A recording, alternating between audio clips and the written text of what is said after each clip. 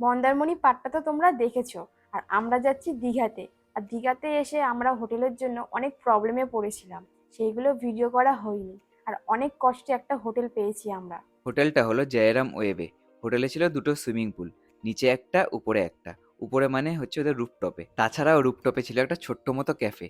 ক্যাফেটা খুবই সুন্দর, আর ক্যাফে থেকে ভিউটাও খুব সুন্দর ছিল। তারপর আমরা লাঞ্চ করতে বসে পড়লাম। আর তখন সময় হচ্ছিল বিকেল 5টা, কারণ হোটেল খুঁজতে খুঁজতে আমাদের টাইমিংটা উলটপালট হয়ে গেছিল।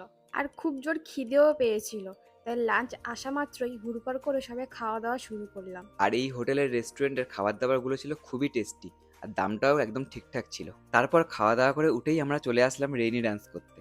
আর তখন সময় হচ্ছিল সন্ধে 6টা। সারাদিনটা তো আমাদের বেকারই চলে গেছিল, তাই সন্ধেবেলায় আমরা মজা নিচ্ছিলাম। তবে এই টাইমটুকু আমরা ভালোই মজা করেছিলাম, আর এদিকে আরফাও খুবই মজা করছিল।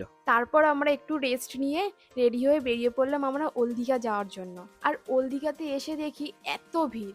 আমি দীঘাতে এসে কোনোদিন এত ভিড় দেখিনি। আর দাঁড়িয়ে দাঁড়িয়ে ভাবছিলাম এই জন্য আমরা হোটেল পাচ্ছিলাম না। তারপর আমরা একটা জায়গায় এসে বসলাম, কারণ আমরা সমুদ্রের সামনে বসার জায়গাই পাচ্ছিলাম না। সত্যিই প্রচণ্ড ভিড় ছিল, আর এত ভিড়ে বিরক্ত হয়ে আমরা বেরিয়ে পড়লাম হোটেলের উদ্দেশ্যে।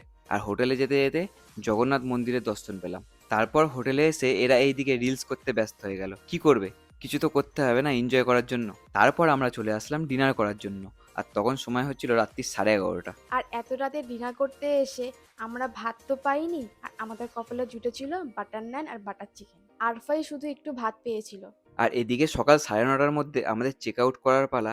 আর এইদিকে 9:30টার সময় ওরা মনের আনন্দে দোল্লা চড়ছে, আর মনের আনন্দে সব ইয়ার্কি ঠাট্টাও মারছে। আর এদিকে আমরাও একটু হেঁটে হেঁটে চারিদিকটা ঘুরে নিলাম। তারপর আমরা চেক আউট করে নিলাম, করে আর এখানে রিসেপশনে বসে গাড়ির জন্য ওয়েট করছিলাম।